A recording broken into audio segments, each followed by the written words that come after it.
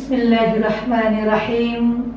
Assalamualaikum warahmatullahi wabarakatuh. Alhamdulillahirabbil alamin. Arsala rasulah bil huda wa dinil haqq liyuzhirahu 'ala ad-dini kullihi walau karihal kafirun. Asyhadu an la ilaha illallah wahdahu la syarika lah wa asyhadu anna Muhammadan abduhu wa rasuluh la nabiyya ba'dahu. Para pemirsa, kaum muslimah, remaja putri dimanapun saja berada, alhamdulillah wa syukurillah, pada kesempatan kali ini kembali kita bersua dalam episode kajian fikih perempuan kita dalam rangka meningkatkan ilmu agama kita, terkhusus dalam bidang fikih perempuan. Maka dari itu senantiasa kita bersyukur kehadirat Allah Subhanahu wa Ta'ala atas rahmat dan karunia-Nya yang dilimpahkan kepada kita semua.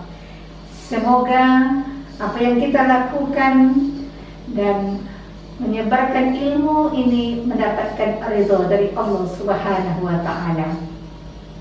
Kemudian salawat beriringkan salam tidak lupa pula kita kirimkan buat Nabi Muhammad sallallahu alaihi wasallam dengan melafazkan kalimat Allahumma shalli ala sayyidina Muhammad wa ala ali sayyidina Muhammad.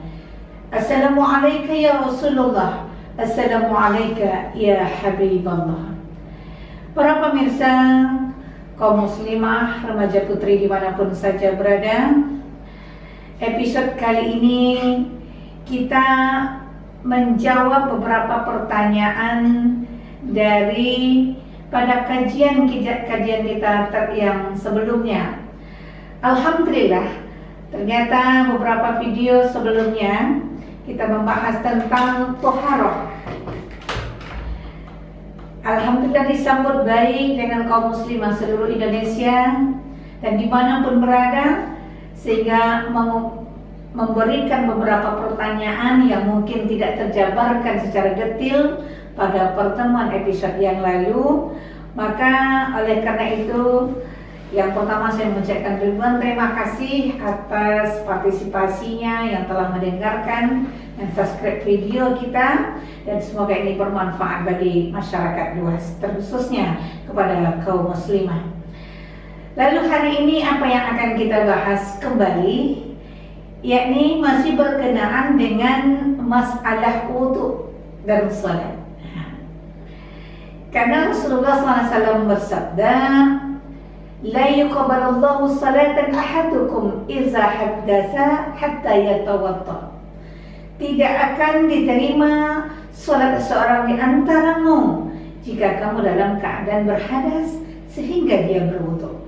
Nah, lalu ternyata timbul lagi permasalahan di kalangan kaum muslimah, remaja putri. Ya, kalau berbicara tentang masalah perempuan ini memang kita tidak pernah habis-habisnya. Maka oleh karena itu hari ini ada pertanyaan kepada kita, bagaimanakah hukum angin yang keluar lewat kemaluan atau vagina? Apakah itu membatalkan wudu dan sholat?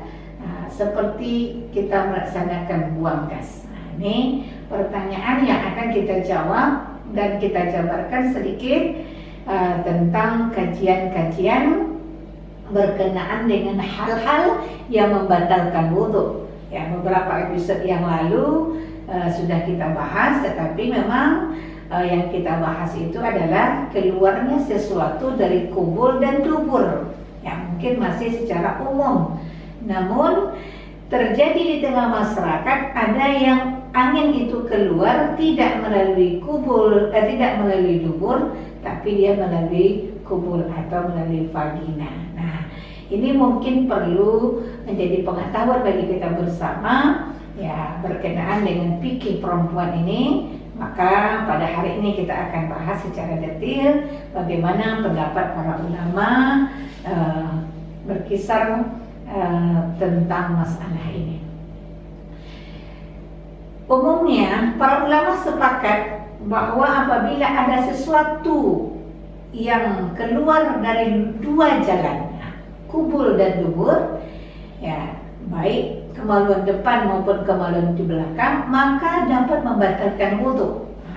Artinya jika setelah berwudhu ternyata ada angin yang keluar dari dubur, maka wudhunya menjadi batal. Inilah yang kita sering disebut dengan buang angin.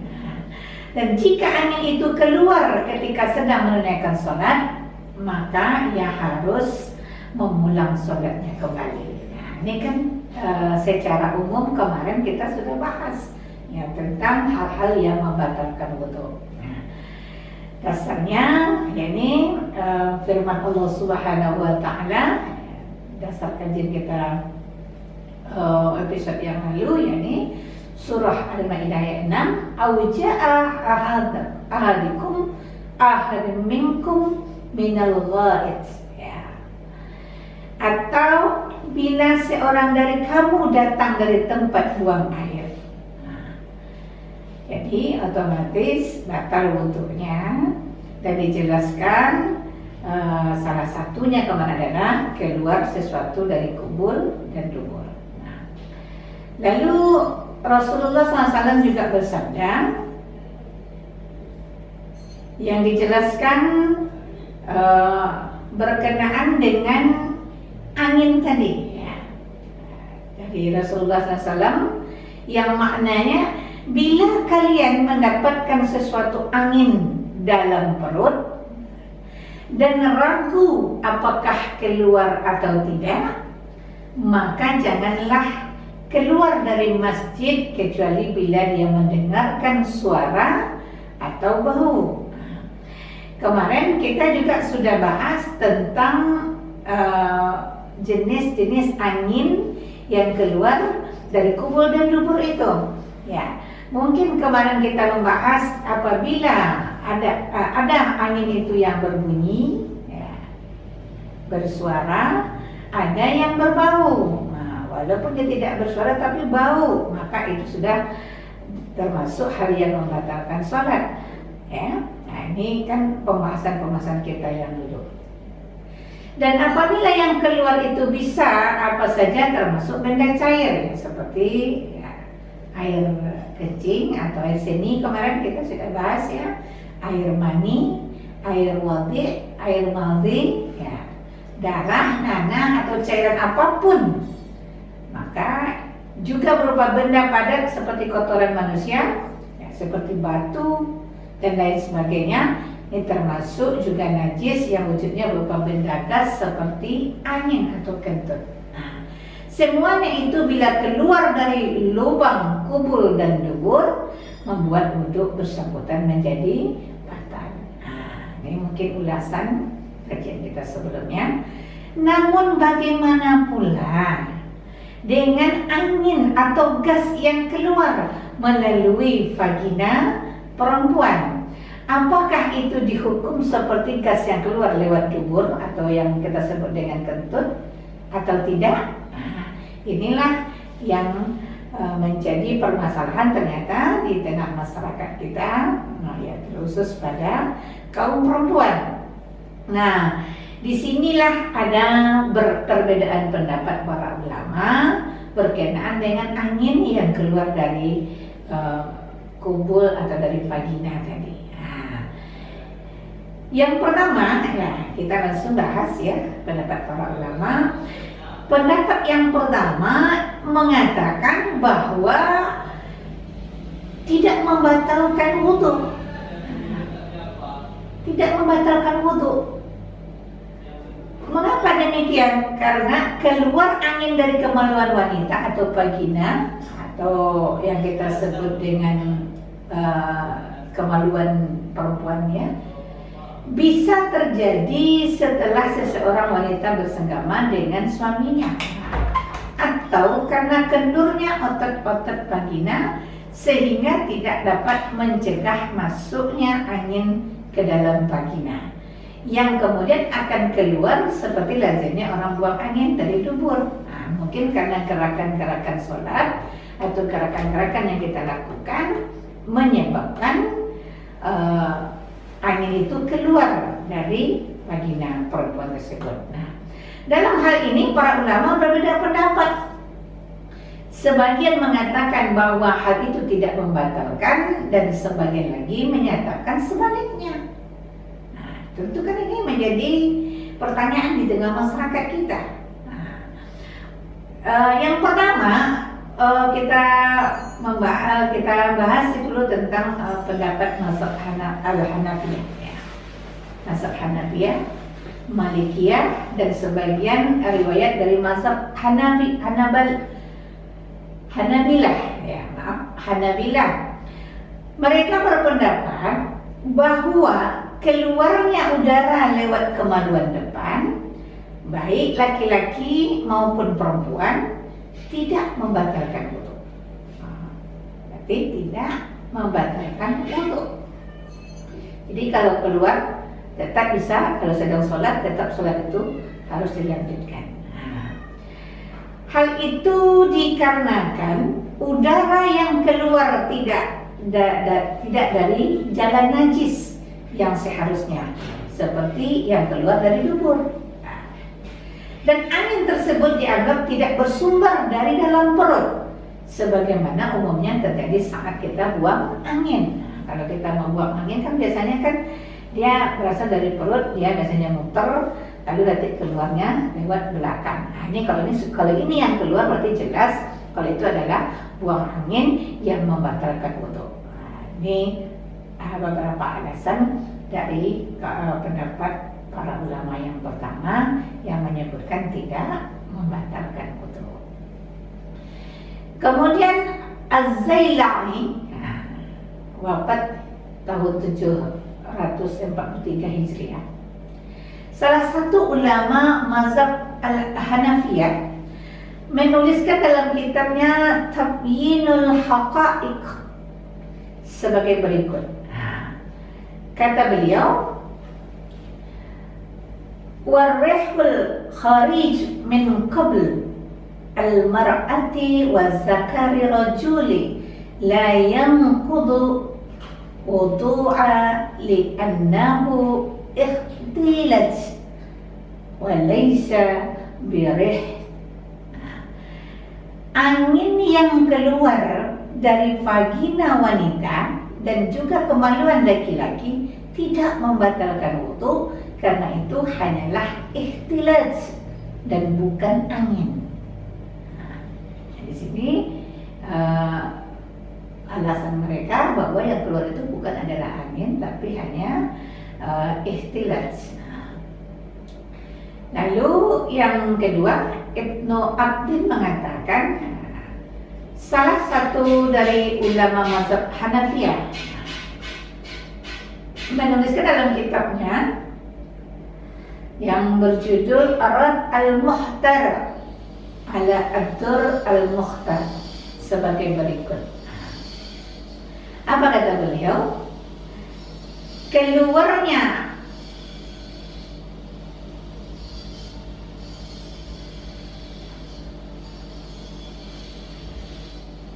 para pemirsa dimanapun saja berada, ya.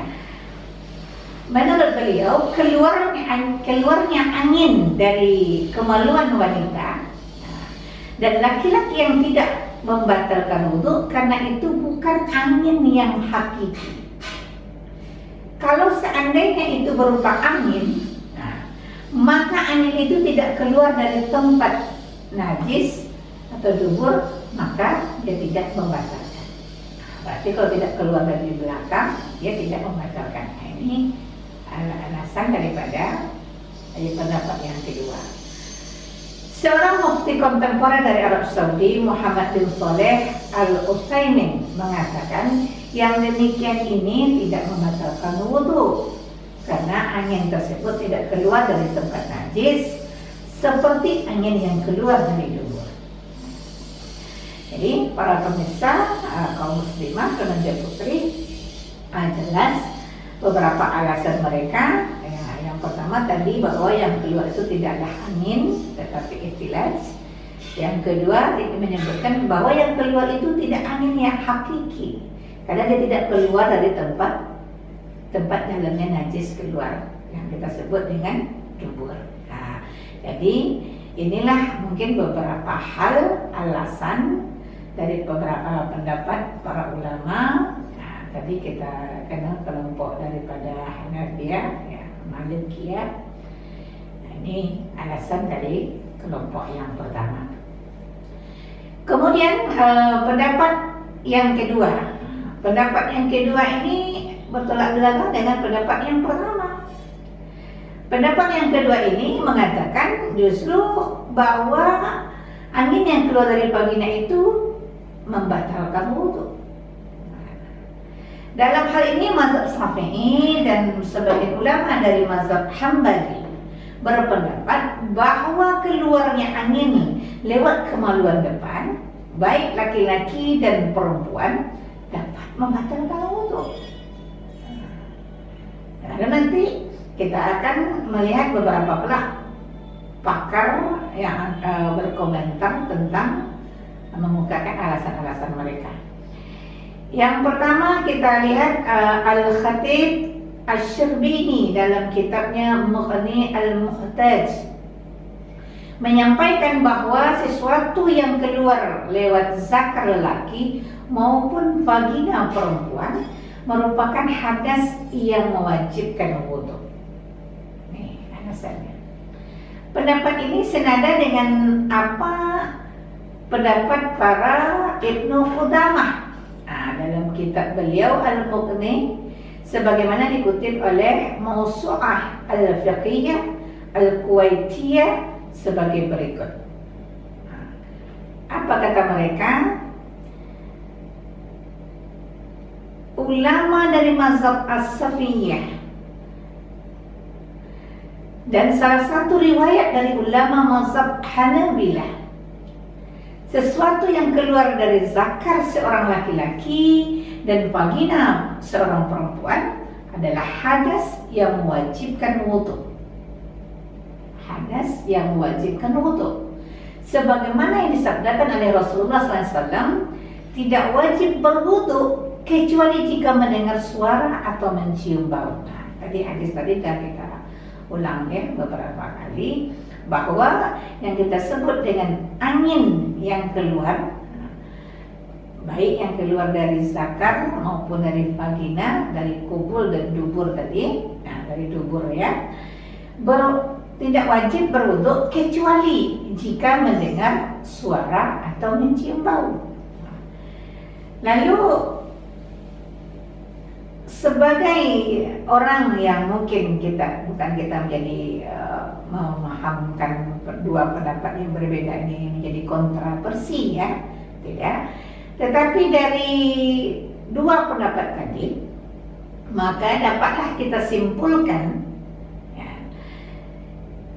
Yang pertama ya, dari pendapat para ulama di atas ya, kita dapat menarik benang merah, yakni jika vagina flatulence yang terjadi pada seorang wanita benar-benar dipastikan memang angin yang keluar dan bersumber dari udara yang berasal dari dalam perut, sebagaimana yang kita sebut dengan kentut atau buang angin, maka wudhunya batal. Jadi sebagaimana ini yang disampaikan tadi oleh disampaikan mazhab Syafi'iyah dan sebagian lagi ulama dari mazhab Hanabilah. Namun jika angin yang keluar itu hanya sekedar ketukan yang diakibatkan tertutupnya vagina setelah sempat terbuka, seperti bunyi sesuatu yang terjepit gitu ya, dan menyebabkan bunyi dari himpitan itu, maka itu tidaklah membatalkan wudu. Begitu pula jika ada keraguan apakah itu angin yang keluar dari vagina atau bukan, wudu dan salatnya tidak batal. Karena biasanya hal itu disebabkan oleh rasa was-was dari syaitan. Hal ini sebagaimana dijelaskan oleh ulama mazhab Hanafiyah, Al-Maliki, Malikiyah dan sebagian dari ulama mazhab Hanabilah. Nah, jadi untuk mengambil kita jalan tengahnya, ya, sebuah hadis yang diriwayatkan oleh Abu Hurairah radhiyallahu anhu menyebutkan seseorang merasa sesuatu dalam perutnya sehingga dia ragu apakah keluar itu sesuatu darinya atau tidak. Kemudian Rasulullah SAW bersabda, la yakhruj ay minas shalah hatta yasma' sauta aw yajida rihan. Janganlah dia keluar atau membatalkan sholatnya sehingga dia mendengar bunyi atau dia mencium bau dari buang anginnya itu sendiri. Nah, ini mungkin dapat kita ambil kesimpulan bahwa jikalau seandainya lah angin itu betul-betul datangnya dari perut dan keluar dia melalui bisa dari kubul maupun dubur, maka tentu kita terasa itu. Maka tidak ada keraguan bagi kita kalau itu adalah angin atau gas, ya. Maka kita sepakat untuk batalnya wudhu kita dan batalnya sholat kita. Namun jikalau seandainya yang keluar itu seperti letupan tadi, ya, mungkin yang karena otot-otot vagina kita yang ketika sholat seperti itu kan ada terbuka dan tertutup, ya, maka tidak ada datangnya dari perut tetapi hanya dari letupan atau otot vagina, itu tidaklah membatalkan wudhu kita. Nah, jadi mungkin kita kembalikan kepada pribadi kita masing-masing. Tentulah kita paham dan memahaminya bagaimana rasanya ketika kita sedang dalam keadaan sholat ada sesuatu yang keluar dari kubul dan dubur kita. Nah, otomatis ini akan merasa dan terasa oleh kita jika itu terjadi pada diri kita. Nah, lalu apa yang bisa menjadi ukuran bagi kita?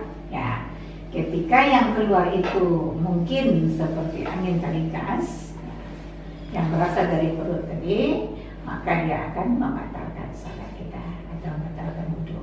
Jikalau tidak, ya, tidak membatalkannya. Ini mungkin bisa kita rasakan sendiri. Jangan, kecuali kalau ada was-was ragu, ya, kalau ada keraguan, ya, maka kita harus kembali kepada atau merujuk ke hadis yang diriwayatkan oleh Al-Bukhari tadi. Janganlah dia keluar membatalkan sholat sehingga dia mendengar bunyi atau dia mencium bau dari buang anginnya itu.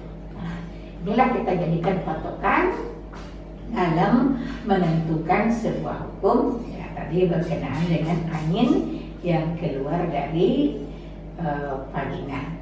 Nah, para pemirsa dimanapun saja berada, kaum muslimah, muslimah putri, ya, yang selalu setia dengan video Ustazah Puan Mirna ini, mudah-mudahan kajian ini akan kita lanjut secara terus-menerus, ya. Kemudian kita lanjutkan lagi berkenaan tadi dengan angin, ya, kita sudah bahas secara panjang lebar. Mudah-mudahan tidak ada lagi keraguan bagi kita atas jawaban-jawaban yang telah disampaikan tadi. Berikut ada pula pertanyaan, ya, berkenaan dengan adanya air atau perasaan air mengalir dari vagina ketika kita sedang melaksanakan umpamanya gerakan ruku, gerakan sujud, ya.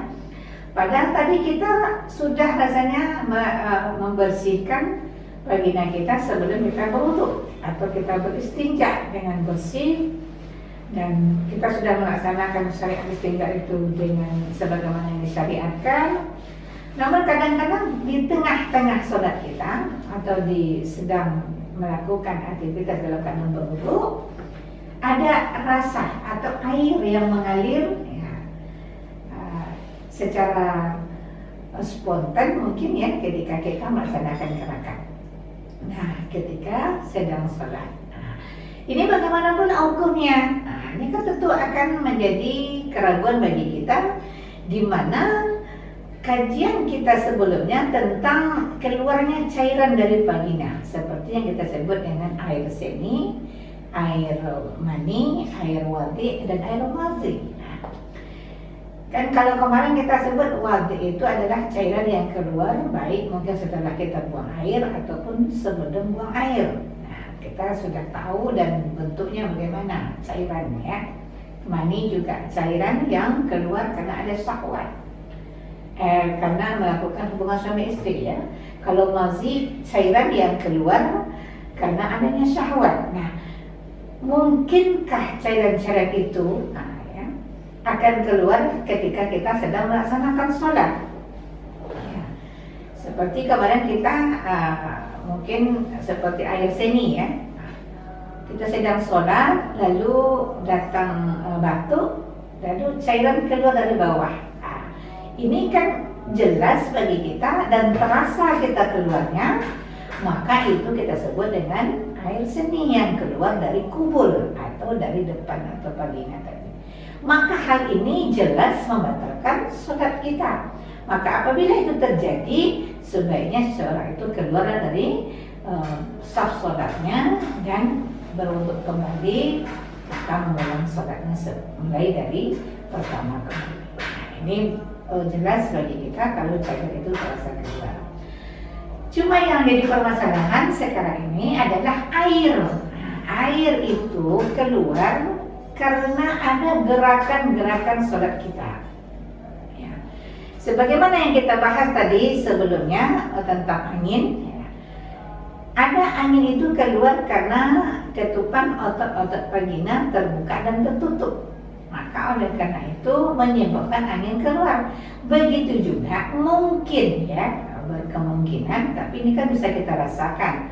Tadi kita sudah berwudu dengan bersih, lalu kita keringkan dengan tisu atau dengan anduk yang umpamanya ya. Namun ketika kita sholat masih juga ada cairan yang keluar. Jikalau cairan itu keluar tanpa sebab, cairan itu keluar tanpa sebab seperti tadi disebabkan oleh batuk ya. Batuk itu kan otomatis kita ada mengejan, jadi keluar ya. Maka tadi kita sebut itu dengan air kencing atau air seni. Tapi jikalau tidak ada penyebab, yang menyebabkannya hanyalah gerakan-gerakan otot-otot vagina tadi, maka itu tidaklah membatalkan wudu dan membatalkan sholat kita. Nah, ini yang menurut kita secara umum mungkin ya bisa kita rasakan. Namun jikalau seandainya setiap kali gerakan dia mengalir atau keluar ya, seperti bisa jadi juga tadi kita mungkin karena sakit keluar nanah, keluar darah, itu kan akan terasa oleh kita. Namun jikalau cairannya bening atau cairan seperti air, ini juga akan terasa oleh kita. Menurut saya ya, ini akan kembali kepada kita masing-masing perempuan dan ini bisa kita rasakan. Jadi kesimpulan saya berkenaan dengan ini, apabila cairan itu keluar disebabkan oleh sesuatu, bisa dari batuk atau yang lain sebagainya, maka batal wudu kita dan batal sholat kita. Namun jikalau hanya karena gerakan-gerakan tadi otot-otot kita dan tidak berkemungkinan mengeluarkan cairan karena kita tadi sudah melaksanakan istinja dengan benar, dengan baik, dengan bersih, dan kita sudah mengeringkannya, maka hal ini tidaklah membatalkan sholat karena cairan itu mungkin cairan atau sisa-sisa air berwudu kita tadi. Namun ini perlu menjadi kehati-hatian bagi kita perempuan di dalam berwudu atau sesudah berwudu karena kita akan melaksanakan sholat. Ya, tentu jagalah kebersihannya ya, kalau perlu kita keringkan sampai kering dan dia tidak akan mengeluarkan cairan ketika nanti ada saat kita melaksanakan ibadah sholat. Nah, para pemirsa dan kaum muslimah ya, mungkin dua pertanyaan ini sudah kita jawab ya, berkenaan dengan hal-hal yang membatalkan wudu ya.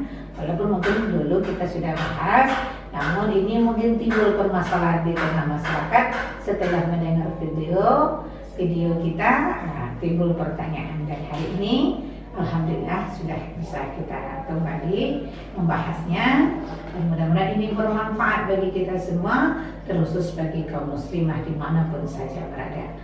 Akhirul kalam, terima kasih atas segala perhatiannya. Lebih kurang saya mohon maaf. Billahi taufiq wal hidayah. Wassalamualaikum warahmatullahi wabarakatuh.